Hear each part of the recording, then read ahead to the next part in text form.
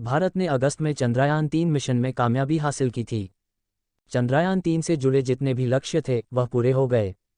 इसके बाद विक्रम लैंडर और प्रज्ञान रोवर को स्लीप मोड में भेज दिया गया था। चांद पर सुबह होने के बाद अब फिर इन्हें जगाने की कोशिश हो रही है। यूरोपीय स्पेस एजेंसी का फ्रेंच गुयाना का कोरुप स्टेशन से इन्हें जगाने का सिग्नल लगातार भेजा जा रहा है। अभी तक यह जगे नहीं हैं। माना जा रहा है कि शायद यह फिर न उठें। लेकिन पहले भी ऐसा हुआ है कि जिन अंतरिक्ष यानों को पूरी तरह से खत्म माना गया वह फिर चलने लगे। चंद्रयान-3 हो सकता है जिंदा। नासा की डेड सैटेलाइट खोजने वाले ने इसरो को बताया जगाने का उपाय, जानें। चंद्रयान-3 मिशन। चंद्रयान-3 मिशन की कामयाबी के बाद उसे स्लीप मोड में डाल दिया गया था।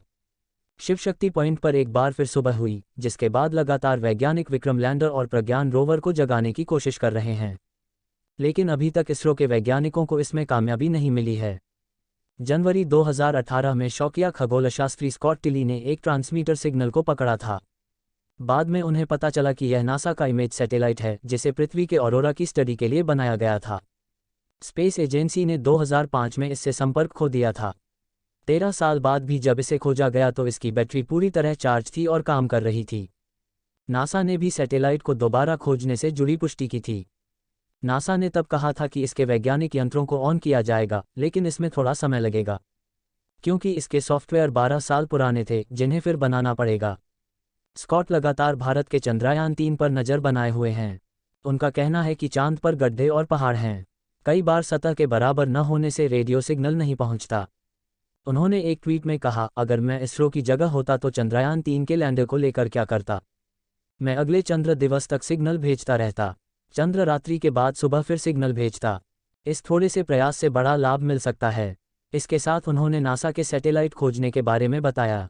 साल 2020 में उन्होंने अमेरिका की एक मिलिट्री सैटेलाइट खोजी जो खराब और बंद मानी जा रही थी।